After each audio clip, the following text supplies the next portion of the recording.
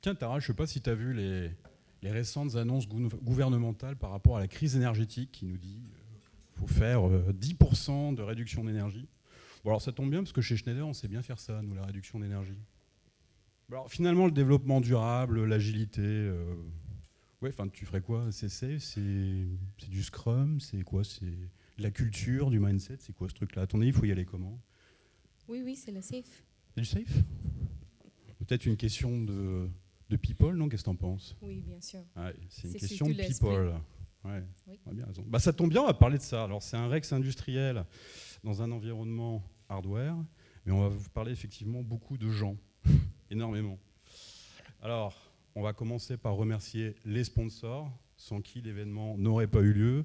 Merci à Koussaïr, à toute l'équipe d'Agile en scène. Je vous propose de nous parler effectivement de notre belle transformation. Mais d'abord, on va se présenter. Mon nom, c'est Xavier Demy. Je suis PMO et je suis heureux d'avoir pivoté vers un rôle de transformation agile en 2019. Et j'ai eu plutôt un passé de chef de projet, de PMO, des métiers bien waterfall. Et j'ai fait ma mue agile, effectivement, en 2020. Et j'ai eu le plaisir de travailler avec Tara, qui me supporte depuis 4 ans. Oui, c'est 4 ans. C'est beaucoup, hein?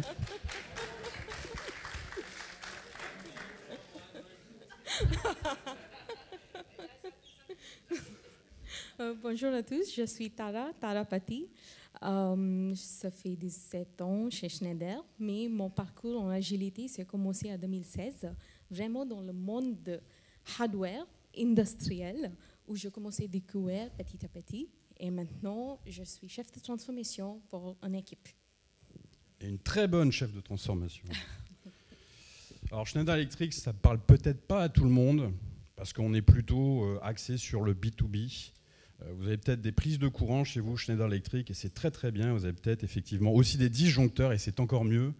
On travaille essentiellement sur les solutions énergétiques, sur les processus d'automatisation industrielle, numérique, pour favoriser l'efficacité énergétique et le développement durable, dont on parlait au départ dans divers secteurs, notamment les data centers, le tertiaire, le résidentiel, etc. Mais je ne vais pas vous faire tout le discours. Je pense qu'une petite vidéo vaut mieux qu'un long discours. The world is full of people telling you who to believe they are. Well, we thought we'd tell you who we're not. Let's start here. We're not in shipping. We don't make lifts. Seriously, no lifts. We do this. We're good at this. And we make all of these. And even though you'll find us here and here, we don't make energy. We make you save it. And you'll be saving the environment too. Are we an internet company? Well, we connect and power just about everything around you, helping machines talk to each other and to you, making your world more personal. We're seeking out the big questions and answering them honestly. Like, how can we make the most of our energy and resources? Or can we make access to energy and digital basic human rights? We're real people, employees, developers, partners, investors, and inventors, all passionate about doing what's right. We're open. Humans of all sorts from all over, learning from each other and about each other. We're not here to save the world. It'll go on with or without us. We're here to be your digital partner for sustainability and efficiency, to ensure life is on everywhere, for everyone, at every moment. Life is on. Donc vous avez vu, on a fait beaucoup de choses chez Schneider Electric. On aime bien les transfos, on adore ça, notamment les transfos agiles, parmi les autres. Mais alors, avant de parler de transfos agiles, moi je voudrais peut-être revenir sur les rationnels de la transformation. Pourquoi? Parce qu'on ne fait pas une transfo agile juste pour le plaisir d'être agile. Alors attendez, ça recommence. Voilà, on y est. Donc le but de la transformation agile en soi, c'est pas d'arriver à la fin de l'année et de dire youpi, on est agile. D'ailleurs, dire qu'on est agile, c'est pas vraiment très agile en soi quand on réfléchit. Donc on a 3 rationnels. Vous avez vu, on a une transformation numérique en cours. On est très attaché au développement durable. Ça implique beaucoup de changements dans une entreprise. Et pour nous, l'agilité, c'est un des vecteurs qui fait que ça va arriver. Mais au fond, on veut proposer une nouvelle proposition de valeur. Une nouvelle proposition de valeur où on n'est plus dans des cycles hardware, vous savez, qui durent 10 ans. Parce que ça n'existe plus. On a un besoin, on a un impact, on a des rythmes de marché qui font qu'on doit renouveler nos offres beaucoup plus régulièrement. Et pour faire ça, il faut mettre le client au centre, c'est-à-dire qu'on ne peut plus se permettre de voir le client une fois tous les... Il faut le voir plus souvent, notamment dans le cadre d'une transformation numérique, où on applique déjà l'agilité. Donc mettre le client au centre, c'est facile de le dire, mais on a des types de clients. Donc quand on parle de end-user, les end-users c'est vous, c'est moi, pour des prises électriques, ça c'est facile. Quand on parle d'intégrateur système, c'en est une autre. Et vous imaginez qu'on ne peut pas aller, nous, 10 000 employés de la BU Energy Management, voir le même client. Donc ça s'organise, c'est pas simple, ça demande beaucoup d'agilité aussi en soi. La deuxième raison, elle est évidente, c'est l'innovation. Vous allez me dire, c'est la vocation de n'importe quelle entreprise. Oui, mais il faut le rappeler. Il faut le rappeler parce que l'innovation, c'est bien, mais l'innovation et la création de valeur rapide, c'est encore mieux. Et encore une fois, ce n'est pas un besoin qui est exprimé par le top de dire « faut aller plus vite, faut aller plus vite, faut aller plus vite », comme on l'entend des fois.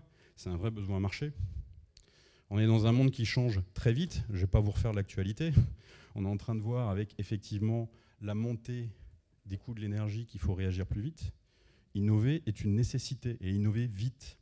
Et pour faire ça, alors ça va vous parler si vous êtes agiliste, on dit qu'on a besoin de gens qui entreprennent. Et pour entreprendre, il faut être autonome.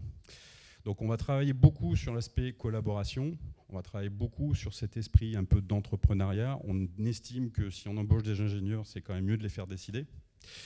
Et on dit, nous, tout simplement, que les individus, les interactions sont plus importantes que les process et les outils. Vous devez connaître, si vous connaissez, le manifeste agile. On va continuer un peu plus en profondeur avec les rationnels de notre transformation. C'est-à-dire, si on regarde la pointe de l'iceberg, oui, il y a des process. Les process nous ont conduit là où on est aujourd'hui. C'est-à-dire un peu de conformisme, à suivre ce qui est écrit dans les portails, dans les références, dans les systèmes qualité, etc. On ne dit pas que c'est pas bien, mais ce n'est pas une finalité non plus en soi. Surtout si on veut innover, être proche du client, avoir des petites équipes autonomes. Donc effectivement, il y a les processus, il y a les outils, il y a les organisations, mais il faut aller beaucoup plus loin. C'est-à-dire que si on veut vraiment être dans le être agile, le do agile, il y a des valeurs, il y a des principes, il y a peut-être un changement de culture. La bonne nouvelle, c'est que c'est faisable. Par contre, ça prend du temps de changer une culture d'entreprise. Et je vous prends un exemple très simple, c'est qu'on a certaines valeurs comme Customer First qui existent depuis combien de temps? 10 ans? Oui. Là, on la met en place. Donc ça prend du temps. Ça prend du temps parce qu'il faut être concret, il faut être opérationnel. Ce qu'on veut vous dire sur la partie de droite, c'est que pour faire ça, il faut un plan de changement. C'est du change management. Change management, c'est 90% people. Et nous, on a pris le pari de dire qu'on va jouer ça sur 3 gros volets qui sont l'expérimentation, l'apprentissage et finalement le scaling. Je vais vous les détailler un petit peu, ça vaut le coup. Donc on parle d'une transformation dans la partie energy management. Donc la BU fait à peu près 10 000 personnes sur les 5 continents. On a plusieurs centres, mais voilà, on est répartis sur les 5 continents. Et tout d'abord, on commence avec l'expérimentation qui est représentée par Olivier Bouffet, qui n'est pas là aujourd'hui, mais qui a un rôle, qui nous a rejoint cette année, qui a un rôle très important et qui consiste à travailler vraiment sur la pratique du niveau de coaching. Parce que vous savez, on ne peut pas se disrupter tout seul. On ne se lève pas le matin en disant « Tiens, j'ai décidé de penser différemment ». Ça ne marche pas trop. Il faut des coachs qui nous aident à réfléchir, à expérimenter des choses. En outre, l'agilité pour le hardware, vous allez vite voir qu'en fait, il n'y a pas de référentiel dans aucun site internet qui vous dit comment il faut faire pour que ça fonctionne. Donc on n'a pas d'autre choix que d'expérimenter. La belle chose dans l'expérimentation, c'est qu'on a le droit de se tromper. C'est même fortement conseillé. Ça peut paraître étrange, mais si vous expérimentez, vous n'avez pas la possibilité de vous planter, quelque part, vous n'allez pas apprendre. Et on est heureux d'avoir fait quelques erreurs, je pense, tous ensemble.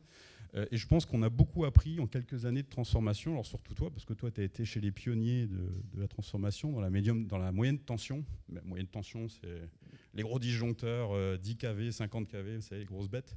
C'est là-dedans que travaillait Tara. On a un volet apprentissage. Je regarde Olga, qui est la fidèle représentante de l'apprentissage.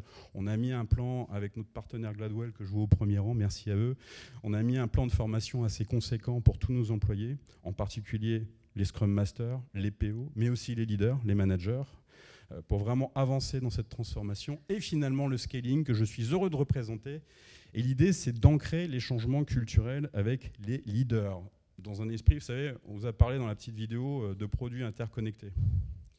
Donc vous connaissez bien les structures des entreprises, surtout les grosses entreprises. Il y a un truc qui s'appelle les silos. Bah, nous, on est en train de casser tout ça, et surtout dans le domaine du développement, parce que si on interconnecte des produits pour fournir des solutions énergétiques, eh ben, il faut que tout ça, que ça communique. Donc ça veut dire qu'il faut que les gens collaborent. C'est là-dessus que je travaille. La squadification, c'est un beau mot, ça, hein, c'est vachement pas français, comme ce que je viens de dire. La squadification, qu'est-ce que c'est? On a remis un petit peu en place, on va dire, un système d'organisation qu'on appelle l'operating model. J'aime pas dire mode opératoire en français, ça fait un peu chirurgie. Donc, operating model, dans lequel vous avez une squad. Une squad, c'est une équipe agile, pour faire très simple. Un Scrum Master, un PO, des gens avec des compétences, tout simplement. Là-dedans, vous avez une ligue. La ligue, c'est une somme de squads qui va produire une offre, un produit, un service, et qui va être responsable de bout en bout, à porter la responsabilité R&D et PNL. Et de l'autre côté, on a un chapter qui, lui, va définir le « comment je le fais ». Bah, c'est des gens qui partagent les mêmes connaissances, tout simplement. Et qui vont avoir un chapter leader qui va sortir un petit peu de son rôle managérial traditionnel et qui va plus être un coach, quelqu'un qui va manager les compétences d'aujourd'hui, mais surtout de demain. Parce que même dans le hardware, alors ça, vous le savez si vous êtes dans le software, ça évolue beaucoup, hein, on est passé du C++ au Java, au Python, et puis je sais pas quoi, mais c'est vrai aussi en hardware. C'est-à-dire la physique n'évolue pas en hardware, mais les matériaux changent, parce qu'on a aussi une crise des matériaux, on a une crise des semi-conducteurs, on a plein de crises qui arrivent, donc il faut se remettre aussi en cause dans le hardware, mais surtout les logiciels évoluent aussi, ceux avec lesquels on fait des chaînes de code. La théorie des chaînes de code est assez simple. Les logiciels qui évoluent avec sont importants à connaître. Donc le chapter va avoir cette responsabilité. Je vous parle de ça parce qu'on va beaucoup parler des squads, hein, n'est-ce pas Tara? Un maturité modèle. On a tous un maturité modèle, alors on va aussi vous présenter le nôtre avec beaucoup d'humilité.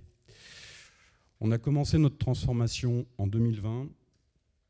Le software avait commencé avant, donc certains sont plus avancés que d'autres. Et encore une fois, c'est normal. Il y a des gens qui n'iront pas vers l'agilité, c'est les fameux 4%, tout simplement parce que nos offres qui sont en fin de vie, on ne va pas les faire pivoter en quelques mois sur l'agile, ça n'a aucun sens. On a 16% à peu près qui sont en awareness, c'est-à-dire ils ont une formation agile, commencent à comprendre ce que c'est une sprint review, commencent à comprendre ce que c'est une interaction avec les clients, mais ils n'ont pas encore été plus loin. On a une vingtaine de pourcents de gens qui sont, on va dire, avec un coach, qui commencent vraiment à mettre des choses en place, qui commencent vraiment à faire des rétrospectives. Quand on n'en a jamais fait, c'est dur la rétrospective.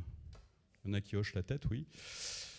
On a une troisième étape, là où la grande majorité, c'est ce qu'on appelle les robust customer feedback, c'est-à-dire on commence à intégrer les retours clients, mais on le fait de manière robuste. C'est-à-dire c'est une chose d'aller voir le client, de poser des questions, c'est une autre de gérer un backlog avec ce que le client vous a dit. Parce que, in fine, on ne cherche pas à lui proposer une solution, on cherche aussi à comprendre ses pain points, ses points de souffrance, et à les intégrer dans ce que peut faire une équipe agile. L'agilité as the new normal, ça c'est vraiment ceux qui pratiquent l'agilité depuis 10 ans qui sont là-dedans. Donc vous voyez, on n'a même pas des gens qui sont en 5, parce qu'on estime que le 5 c'est un peu le, vous savez, le Saint Graal. Alors, il n'y a plus de silos, les dépendances sont connues, tout va bien. On estime que ce n'est pas encore atteignable. Donc on est assez content de cette maturité qui, somme toute, depuis 2020, beaucoup évolué dans le bon sens.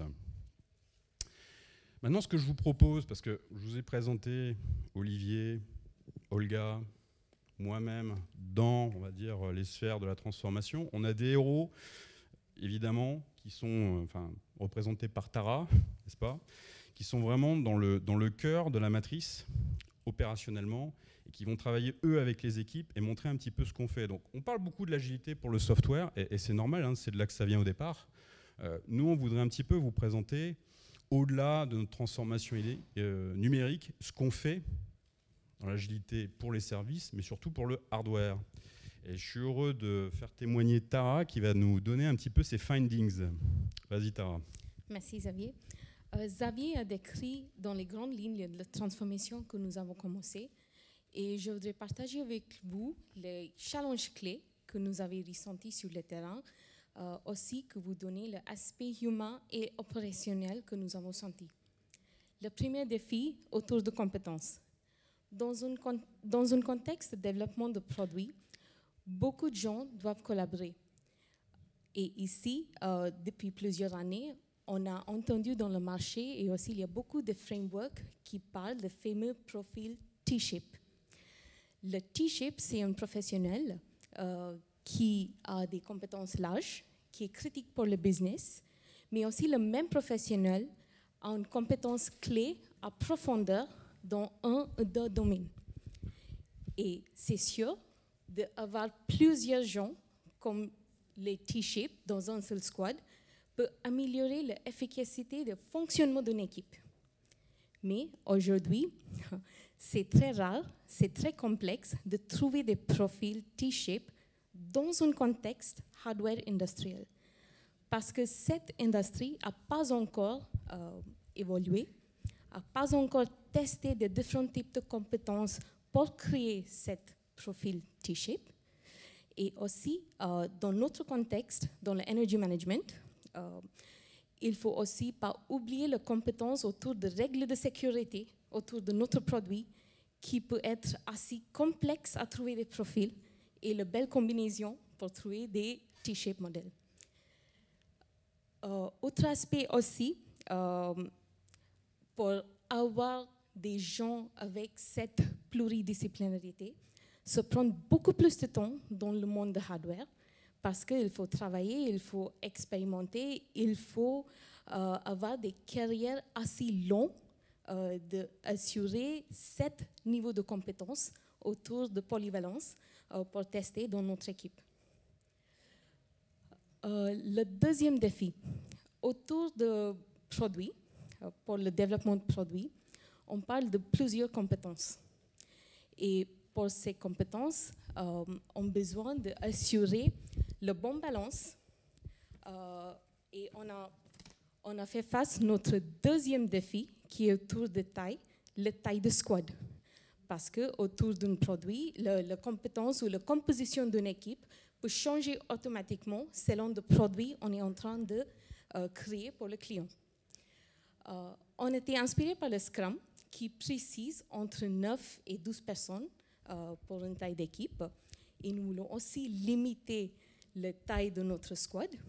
Mais ici, très vite, on atteint une limite parce que c'est difficile. Et en fait, le défi que je viens de parler par rapport au T-shape compétence, si ça peut être un axe pour nous, dans le futur, à vraiment travailler pour la réduction de taille de squad. Aujourd'hui, ce n'est pas le cas.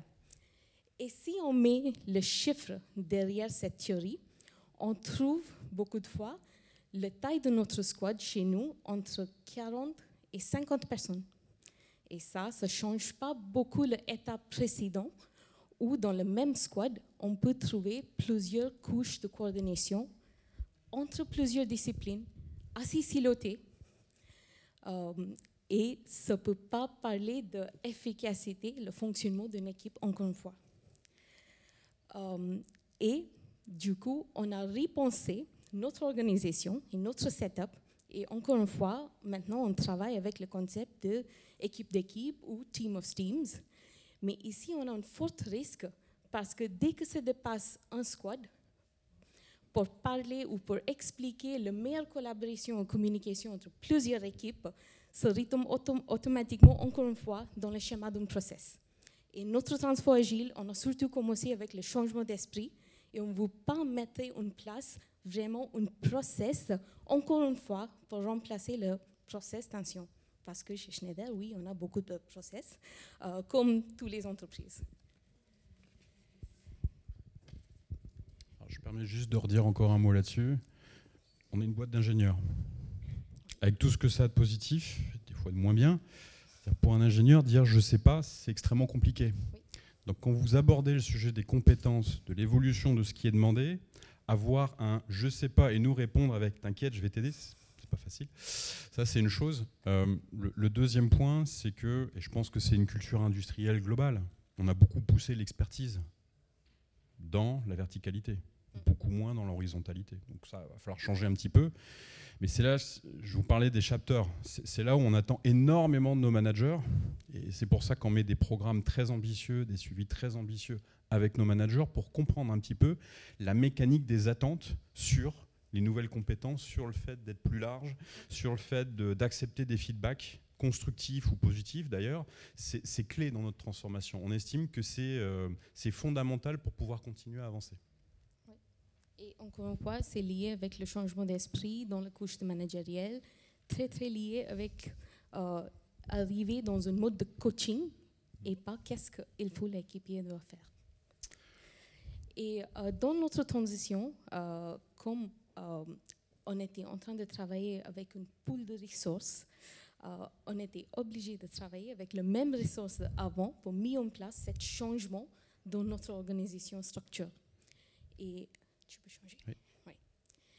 Et ici, on a mis en place les parcours de formation pour faire le upskilling de chaque individuel. Et ici, je veux focaliser sur les rôles clés pour un succès d'une équipe, qui est le Product Owner et le Scrum Master. Ici, le changement fondamental, ce n'était pas autour de compétences techniques, mais surtout pour l'aspect de humain, de côté soft, vraiment des soft skills.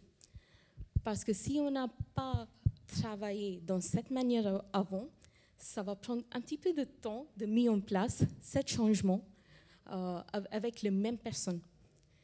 On a travaillé beaucoup avec notre département de formation et aussi avec notre département RH pour créer cette nouvel parcours de formation et de coaching avec des coachs externes pour aider chacun dans le squad, chacun dans l'équipe et chaque personne qui est dans ce rôle de pivotage pour assurer qu'on a un bon schéma d'apprentissage. Pour nous, la majorité des gens qui étaient touchés par ce changement, le pivot de rôle, c'était le groupe de chefs de projet, le marketing d'offres et aussi les responsables techniques. Et à l'époque, toujours, si je prends l'exemple d'un chef de projet, on a toujours dit, toi, tu es le leader, tu as 50 personnes, tu gères 7 montants de business et c'est toi qui vas leader et aussi va être clé pour le succès d'un projet. Et maintenant, on demande un chef de projet assez senior à prendre un rôle de Scrum Master. Scrum Master qui est un rôle très très bien, beaucoup de leadership, mais on est très mal à exprimer la valorisation derrière ce rôle. Parce que si on vit le job description d'un Scrum Master, aujourd'hui on dit il faut supporter, il faut aider, collaborer, il faut être caché derrière pour aider l'équipe à réussir avec le succès. Vous pouvez imaginer le pensement des gens qui sont assez seniors dans l'industrie, qui ont beaucoup d'expérience, quand on propose, d'accord, avec ce changement d'organisation, vous voulez être le Scrum Master dans le futur. C'est pas facile cette journée. Et en plus, ce style de leadership, c'est quelque chose qui est difficile à exprimer dans les mots, mais aussi difficile à expérimenter. Et pour être convaincre, ça va être une belle poste, ça va être quelque chose de clé pour la réussite d'une équipe. Tu veux ajouter quelque chose? Oui, alors on a quand même une chance extraordinaire chez Schneider, c'est qu'on a un support inconditionnel, alors d'abord de l'Excom, de notre management, oui, mais aussi du réseau RH. Je pense que si on n'avait pas eu les RH avec nous pour gérer tous ces changements humains, encore une fois, de manière humaine, ça aurait été quand même beaucoup plus compliqué.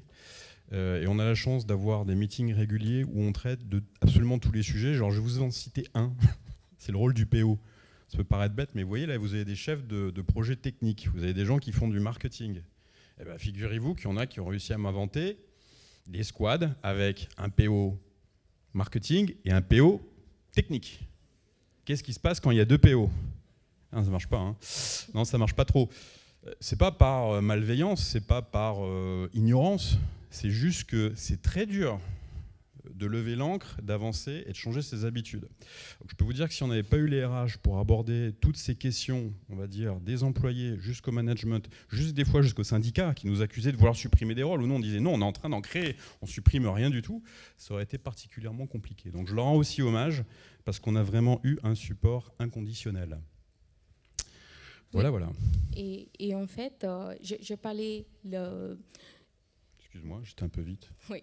TTM, je parlais de limitation dans la valorisation de Scrum Master, mais encore une fois, pour agrandir, expliqué par Xavier, en fait, même si on prend le rôle de Product Owner, ici, on a la tendance à mettre beaucoup sur l'épaule de product owner. Parce qu'on dit c'est le business, c'est la stratégie, tu es comme une petite CEO pour une équipe. Mais après, ce changement chez nous aussi, entre marketing et le future role de product owner, ce n'était pas facile parce que maintenant, le product owner doit faire le upskilling, à apprendre, à suivre le budget. Avant, ce n'était pas chez lui. On a beaucoup de compétences comme ça qui n'est pas évident. Et du coup, encore une fois, c'est clé pour le parcours de formation, pour le upskilling, pour assurer les bonnes compétences de chacun qui va pivoter dans cette rôle. Il y a cette notion assez importante. Alors, je pense aussi, c'est particulier au milieu industriel, de transversalité, c'est-à-dire un moment où vous devez avoir quand même une vue assez globale de ce qui se passe à l'intérieur de l'entreprise. Et quand on a commencé à dire au PO, tu peux, dans ton backlog, avoir certains items qui remontent de l'usine, et on a une capacité industrielle très importante. On produit des millions de produits par jour qui sont envoyés dans le monde entier. Donc quand on commence à dire, il faut que tu comprennes ce qui se passe dans l'usine, et s'ils disent un truc, c'est mieux que tu répondes, et ils sont partis de tes stakeholders, ça veut dire que la personne derrière doit comprendre le métier industriel, doit comprendre un peu les process qui sont derrière, doit comprendre les aspects qualité. Et ça prend du temps, parce qu'il faut l'accepter. Encore une fois, c'est humain. C'est pas une question de connaissance, parce qu'en soi, c'est pas compliqué. Vous visitez une usine, vous parlez avec les gens, vous comprenez. Mais le changement que ça implique derrière est absolument conséquent. On passe beaucoup de temps là-dessus. Oui. Et le dernier challenge clé, c'est autour de l'empowerment. Avec le très long temps de cycle de développement dans l'industrie hardware, le cycle de disruption est aussi long. Ça signifie que dans l'équipe, il y a très peu de gens qui prennent les décisions. Et avec notre transformation courante, on est en train de changer ce cycle et arriver à faire des cycles assez courts pour animer le marché mieux. Et ici, ça veut dire qu'il faut que chacun dans l'équipe commence à prendre les décisions, commence à prendre les décisions partagées. Et ça, ce n'est pas facile et ce n'est pas évident pour chacun.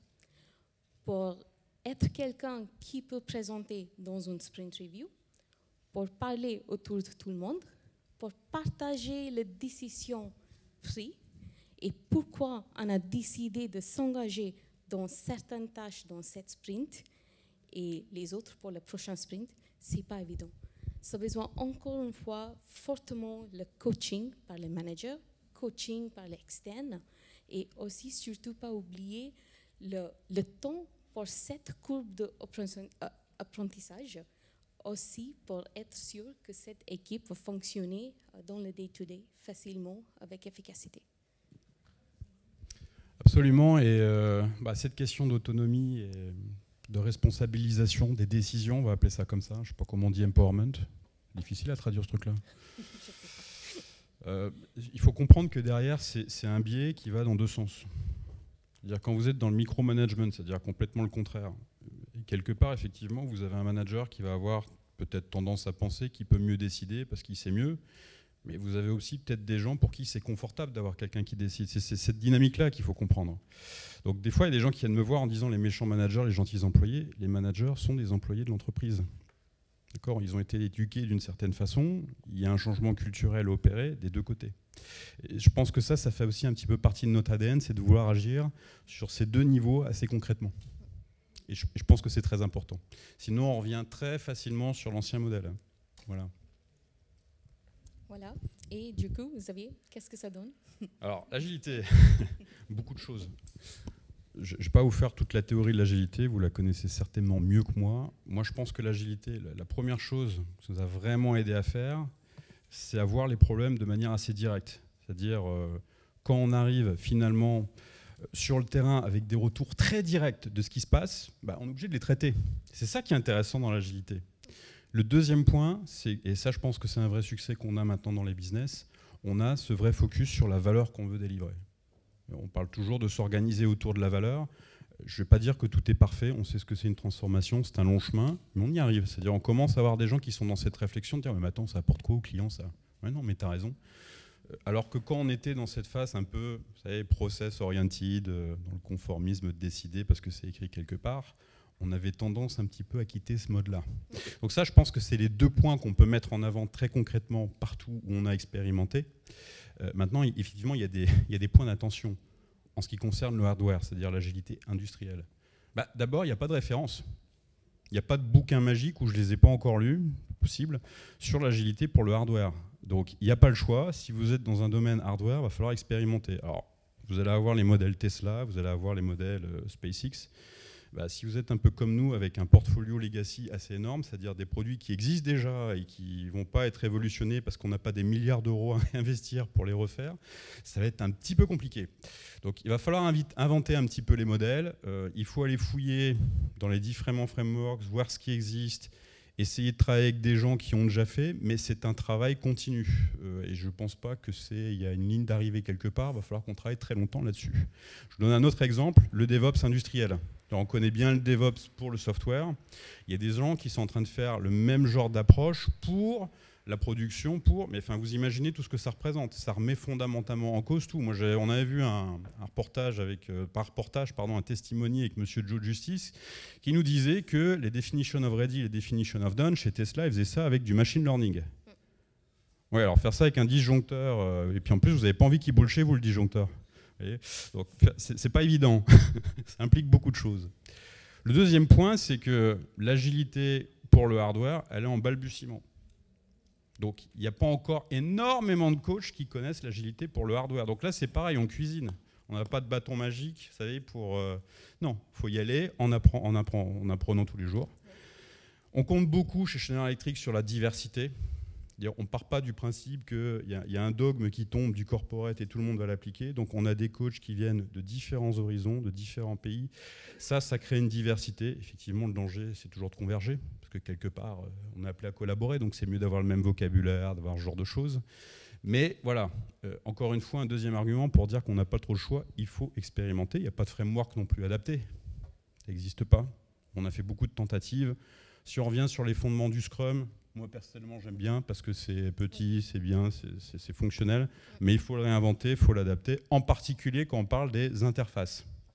Donc là, c'est pareil, je pense qu'on a un peu tout testé, de Nexus à Safe, LS, on a un peu tous fait. Hein. Il y a plein de bonnes idées partout, il ne faut pas avoir peur d'essayer. Encore une fois, il n'y a pas de recette magique. On peut partager des choses, et d'ailleurs, il y a des recettes qui marchent dans certaines divisions et pas dans d'autres. Tout simplement parce qu'on ne fait pas les mêmes produits. Vous imaginez qu'on ne fait pas une prise de courant comme on fait un breaker medium voltage qui fait un quart de la pièce. Ça ne marche pas pareil, ce n'est pas les mêmes volumes, c'est même pas la même culture en fait entre les différentes divisions. Donc j'insiste, l'expérimentation est absolument nécessaire.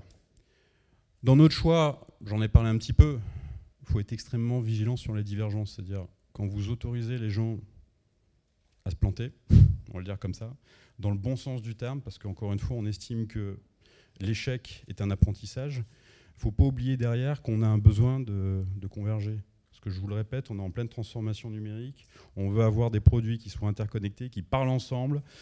Si on ne converge pas, dans notre vocabulaire, dans nos façons de travailler, quelque part, ça ne marche plus. Et ça, on l'a appris de manière... Vous voyez, en prenant bien les pieds dans le tapis.